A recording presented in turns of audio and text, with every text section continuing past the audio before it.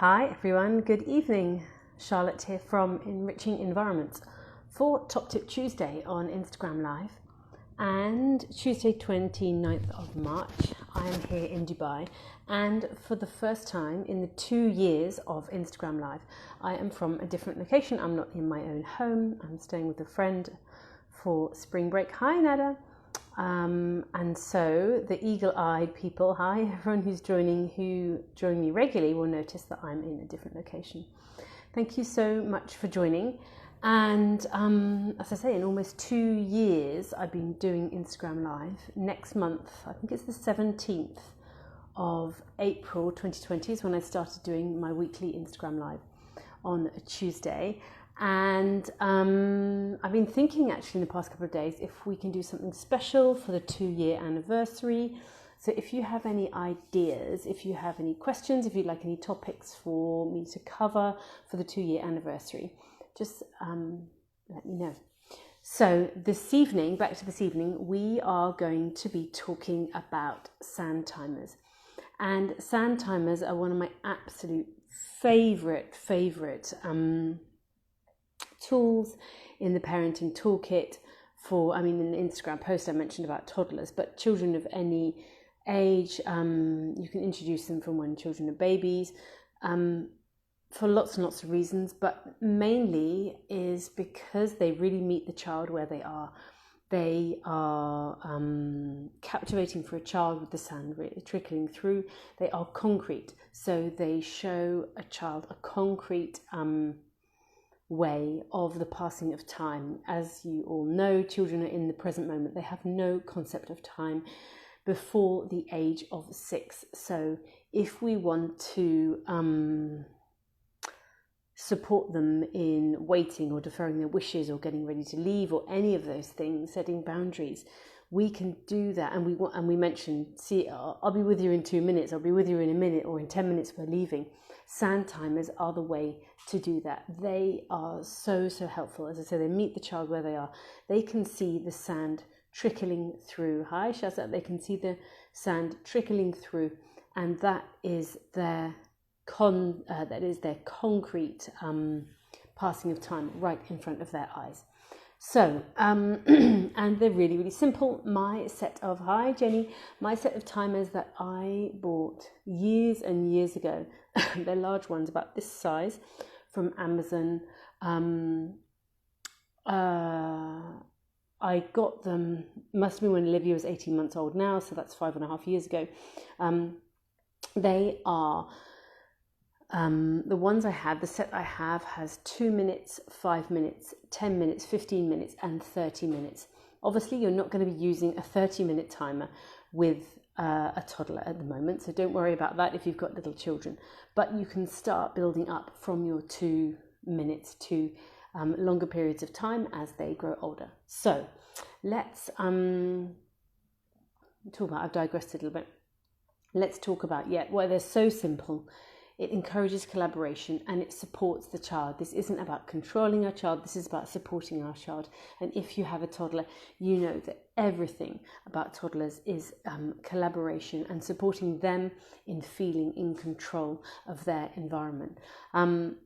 Why do they work so well? So firstly, as I mentioned, they are concrete. It's a concrete way of showing the passing of time. Secondly, it's collaborative. And thirdly, it helps the child feel in control. Hi, Shiham. So let me give you some, or also just watching the sand trickling through becomes a meditation in itself for a child. So if, for example, you've said to your child, I'm cooking at the moment, and I used to use this a lot when Harry and Olivia were little. They'd want me to play with them or do something with them, and I'd say, I'll be with you in 5 minutes, turn the 5-minute timer. And what's really interesting is that the timer itself, the sound trickling through, becomes the point of interest. That's the point, it becomes a meditation in itself, and it supports the child's sense of order. So they know that certain things are going to happen in a logical sequence. You've explained what's going to happen when the sand runs through. So it really supports a sense of order. And if you have a child with a strong sense of order, like I do in Harry, you are going to see that a sand timer is such a gift because they can see this is the order, this is the structure, this is the rhythm, this is going to happen, and then the next thing is going to happen. And it really, really supports them, and it really, really helps ease transitions, particularly for a child who has a strong sense of order. So let me give you some examples.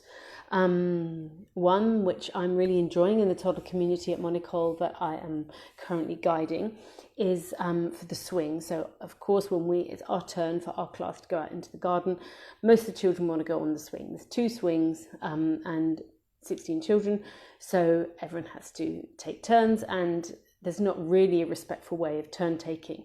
A concrete way that toddlers can understand. So what we do is take out the 5-minute sand timer, put that on the bar above the swing, and hi Shiham, and then the child knows that when the sand trickles through, it's their time to come off the swing, and the next child to have a turn. And at the weekend, actually, when I was teaching my nanny enrichment program, one of the attendees was saying that in the first session, I had suggested doing the sand timer for turn taking on the swing between the little boy that she looks after and his younger sister. She'd started doing it in the past month, and she's saying that it has transformed their trips to the playground. What used to be really, really, really hard for the older child, the older boy, to get off the swing to allow his sister to have her turn, he still complains and he still gets upset, but he actually gets off. He's got a strong sense of order, so he sees the sand has trickled through when it's his time to get off the swing. He will point it out and say, "Sand, sand, but he's still upset at it. He's still upset about it and wants to go back on. However, he knows that the time is finished, and it knows that it's his time for his sister to go on." And that was so powerful for me, that story, that even though we're not trying to take away the child's feelings, he wants to stay on the swing for longer, but because it's a concrete example, the concrete sand, the concrete example of passing of time, the sand coming through and then the sand finished, he knows it's time to get off, even though he doesn't want to, and that supports him getting off, and he still continues to voice his disagreement in that decision, in that having to get off, but he's supported in that, and he knows, he has the trust that when the sand runs through again, then his sister will get down and it's his time to go again. So it's so powerful. So that's one way that we can use it. So 5 minutes on the swing, any other scenario where you've got one of something, and it's not something where, particularly if you're in public places, for example, where there's not going to be a scenario for an option to stay and do things for a long time, they have to get off to let go for somewhere else or what have you. So hi. So it's really, really powerful tool, particularly when you're out in public. When you have to leave the playground, that's a really, really good one that I used to do with my children, is you can give them a 10-minute advance notice that you're going to leave the playground. Hi Lisa, hi everyone who's joining. Sorry, I'm not really keeping up. You can have your 10-minute sand timer in your handbag, or 5-minute, and let them know, show your child the sand timer. If you've got a toddler, you might want to invite them to turn it over themselves so they feel even more in control. Them being able to turn the timer over, again, is a really powerful message. We're not imposing anything on them. We're saying the sand's going to run through. Do you want to turn it over and start the sand off? And for a lot of toddlers, this is enough for them to get on board and collaborate. So it's I know it sounds almost impossibly simple to ask them just to turn the sand over, and that makes a difference, but it really can shift the energy in how our child responds to it. So you can say, we're going to be leaving the park in 10 minutes. You can turn the sand timer over, and then when the sand's trickled through, that gives you the opportunity to go back, show them the concrete example. Look, the time is finished. Now it's time to leave. Hi, everyone who's joining. Now it's time to leave. And what's really, really beautiful about that is that even if your child still protests, even if they don't want to leave, the fact that you keep this consistent approach every single time there's a transition, every time you have to leave somewhere, every time they have to share a swing or something that's out of your control. By doing these consistent, regular, predictable steps of we turn the sand timer over and then we follow through on the action when the sand timer finishes, this is what builds trust in our child, in us, and respect, and a tolerance, and ability to wait, an ability to, for example, like leaving the playground for most children is really, really hard. Hi, Satam, it's really hard, isn't it, leaving the playground? And most children will, protest and don't want to leave, but give them that advance warning on the 10-minute or the 5-minute sand timer. And then when it is time to leave, then you can show them the timer again, and you can be confident that you've done all that you can to prepare them for that transition. Hi, Sam. Hi.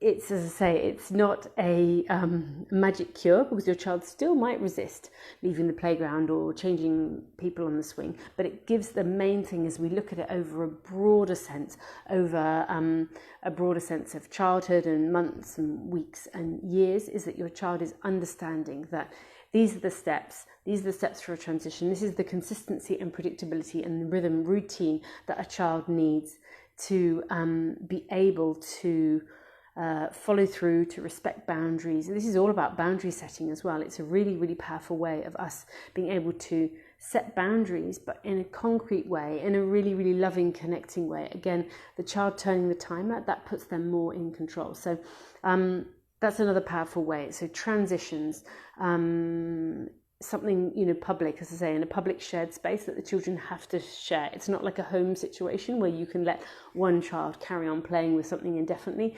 In a public situation, in a playground or, a swing or a slide or what have you, these are really, really useful, a sand timer.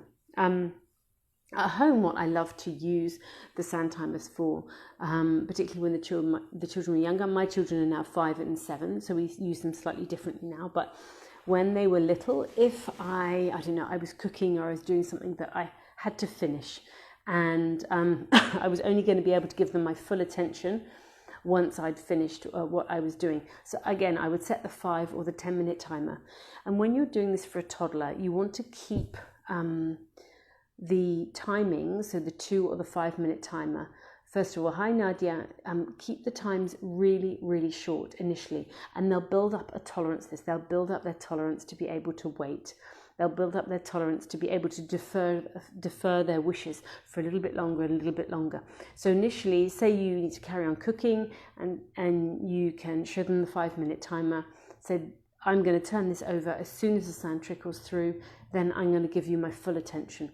And follow through. As I said in the previous example about transitions, it's really important that we follow through. If we say we're going to be with them in 5 minutes once the sand trickles through, then that's what we need to do. So if it's us to be confident in whatever it is that we're setting expectations of, that whatever we're promising, we can follow through on.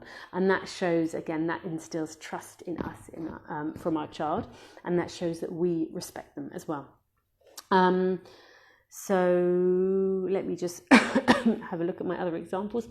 So one of the ways that I use the timers now with my older children is at bedtime. Each of them, my children have a large floor bed on the floor. They each have a double mattress, but they're pushed together. And so at bedtime, what I do is I lie with each of them in turn. Usually lie with Harry, my son, first. He goes to sleep really, really quickly.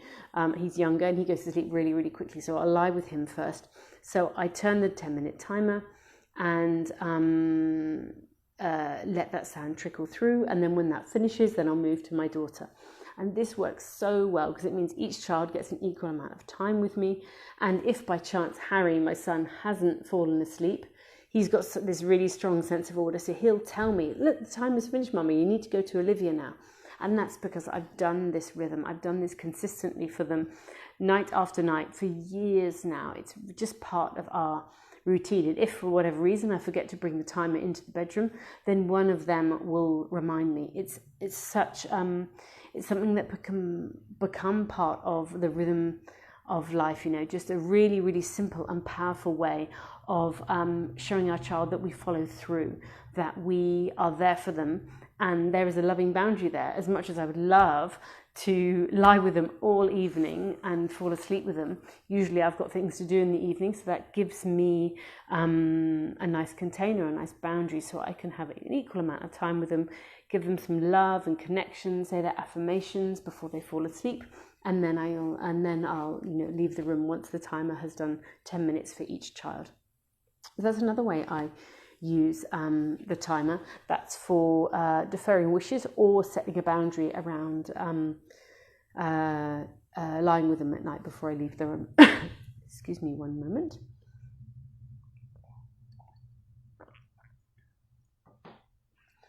And the last example I wanted to give, which might be a useful example on the use of a sound timer for older children. As I say, my children are 5 and 7, and one of the timers we have is the 30-minute timer. And it's not something that I used very much when they were little because it's far too long a period of time for a young child. But now they're a bit older, what I started doing last year, and this was upon the recommendation of a Montessori colleague, an elementary Montessori colleague in South Africa, who I met when I worked in Cape Town. And she suggested, because we were getting to this stage when the children were older, so last year they were 4 and 6, we're getting to the stage where dinner was becoming longer and longer and longer in the evenings, and they were coming out and they were playing and they were up and down, and that sort of rhythm we had when they were younger, where they were ravenous and they would eat and then they would move on to the next thing. We seem to have kind of lost that consistency and that rhythm. I don't know how, but we did. And they would come in and say, oh, I'm not hungry now, and then I'd kind of end up having the meal out for as much as an hour, and then they were going to bed later, and I couldn't seem to kind of get a hold on the boundaries around mealtime. And they were hungry at different times as well, even though we still did the consistent supper time and bath time and bedtime that we'd always done.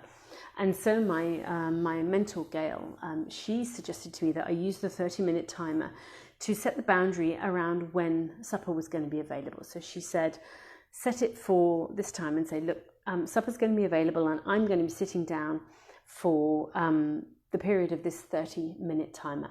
And you can come and join me, and the supper's here for as long as you want to eat, for the time that the sound runs through. It's going to be there, and then when the timer finishes, then I'm going to clear away. And I was like, okay, sounds a bit strict, sounds a bit scary, but I'll give it a go. And actually it worked really, really well, and I still do that now. So whenever it's supper time, particularly on a day where they're still playing, they want to be outside, they want to still be with their friends, I keep supper to the same time that we always do at 6 o'clock, and I will set the timer and I say, I'm going to be sitting down for supper at 6 o'clock for the duration of this 30-minute timer, and then when this is finished, I'm going to clear away. And of course, the first couple of times, the first week that I did that, there was lots of pushback, there was lots of resistance, there was lots of asking for food sort of 5 minutes after the timer had finished, until we found our ebb and flow.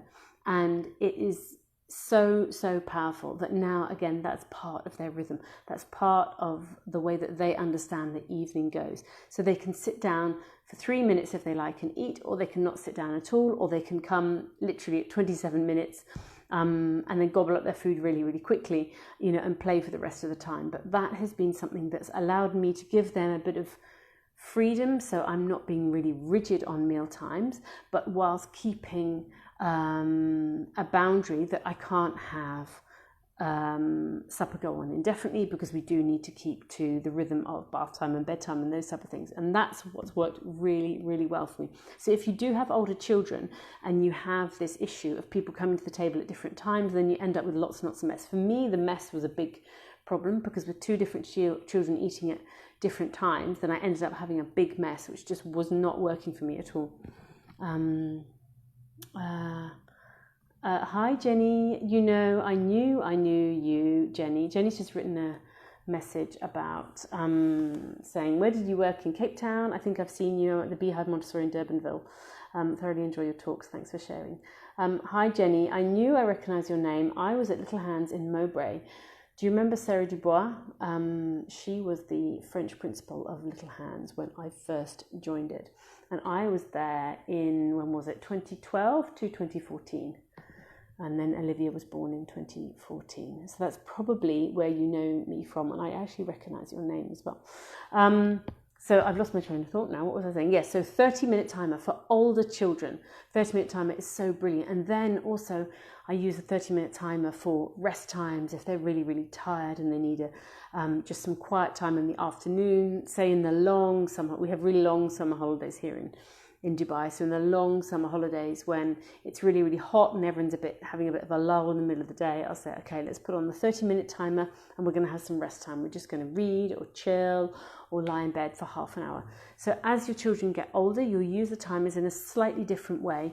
But again, it's still all part of this collaboration, this seeing the concrete passing of time, which is really valuable for young children. And as I said about the example of dinner, know that the first couple of times you implement anything new, but implement these Sandtimers, then there may be pushback. There's going to be a lot of pushback about transitions. There's going to be pushback about deferring wishes. And that's completely normal. And it is just part of this process. Whenever we bring in a new rhythm, a new consistency, a new predictability, we know that if we stick at it, then it's going to pay off in the longer term. It's going to support our child. But initially, for the first couple of days, week, yeah, there will be pushback when we bring something in, particularly when it's a boundary around something. But know that overall, this is, once our children are used to this new rhythm, then it's something that they will absorb and supports them so much. So you'll see that they will, as I said with the example of my children going to bed, they actually look to it. They actually look to this new way of doing things as a way that's part of their rhythm and a part of their consistency and helps them to feel safe and helps them to feel ordered. Are there any questions at all before I recap? Let me have some water. I'm loving the lighting in this apartment. It's much, much brighter than in my apartment. Hi, Sam. Oh, Sam's asked a really good question. Would a digital timer that goes off with a sound have the same effect? Sam, a digital timer would be, with a large screen, would be great for an older child. So a child that is able to read the time and understand the concept of time. So they can really truly understand the concept of time from the age of 6 onwards. So for Olivia, at 7, that's going to be great. For Harry at 5, he's just starting to read. He can read numbers, he can understand numbers, but he might say 5 minutes or 3 minutes, but not really know what the concept of that is. Do you see what I mean? So for a younger child, it's got to be concrete, because that shows the passing of time. Of course, we can train them that when they hear the sound of the timer, that something is going to happen. But what we're really looking for is the child feeling in control by having the Sandtimer in front of them and they can see the passing of time, which they can't see with a digital timer. Or, yes, and Jenny's just said, yeah, the sound trickling through is so soothing. And the first time I started using Sandtimers was in my classroom in Cape Town for a boy who would feel really, really out of his skin and really, really out of his body when the noise levels are in the class were quite high. And he would choose a Sandtimer and sit and watch it, and that would really, really calm him, watching that sound trickling through. Yeah, you're absolutely right. It's really meditative. So Sam, yeah, back to your question. A digital timer works for an older child really, really effectively. And also, if you don't have your timer with you when you're in the park, then I often, I'll use my phone instead of a Sandtimer. But broadly speaking, what you want to do is have something concrete for the child to look at. They can see the sound trickling through. They can see when it's full. They can see when it's almost finished. They can turn the timer themselves. They are in control and they see that concrete passing of time. It's just not the same experience if you have it on a digital timer or on your phone. And what we're looking for is them being feeling that they're in control of it. And this is what the process is when they see it right in front of them. I hope that answers your question. And does anyone else have any questions?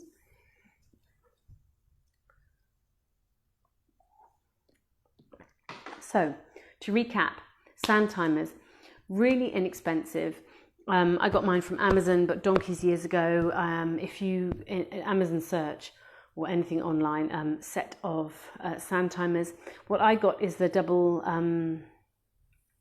double-walled, quite large ones, because they're a bit more robust. I know that you can get, the egg Sandtimers, but sometimes they are glass, but without the outer casing.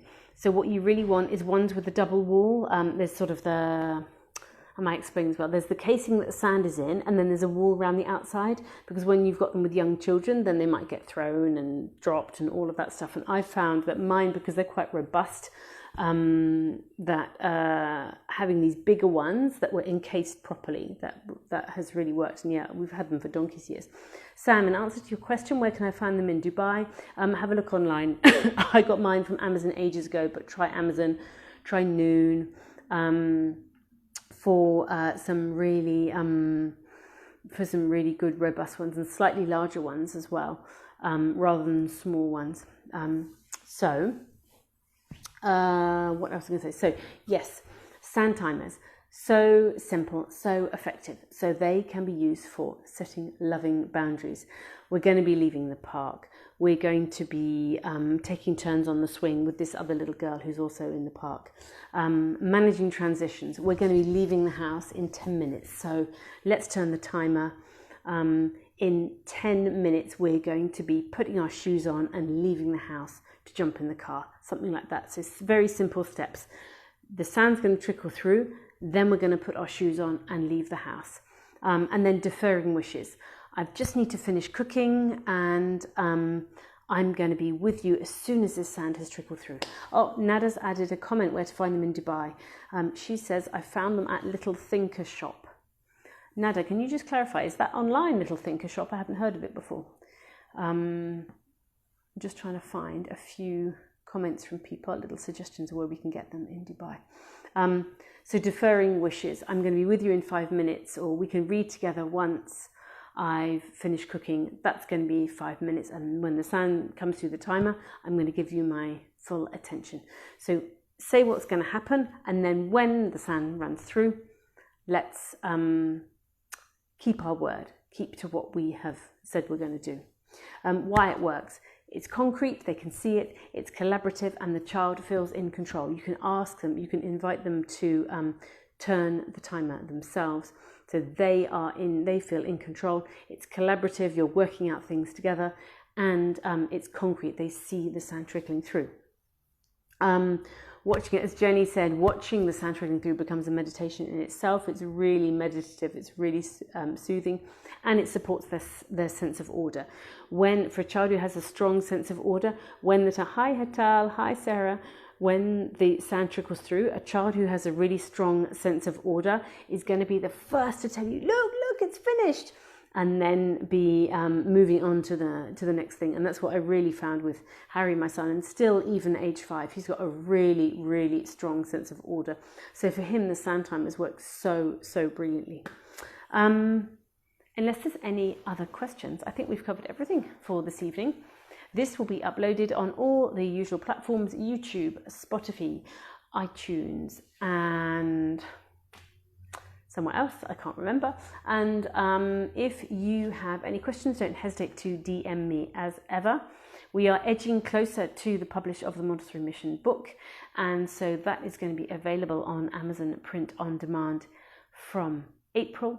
I'll let you know when that is fully published. Thank you so much for joining me this evening from my new location. I'll be back in my apartment next week, and as this lighting in this apartment is so fab, I'm going to try and adjust my lighting at home when I get back. Thank you so much for joining me, and I look forward to seeing you next week. Don't hesitate to send me any questions or any topics for Top Tip Tuesday, as ever. I'll see you soon. Bye-bye.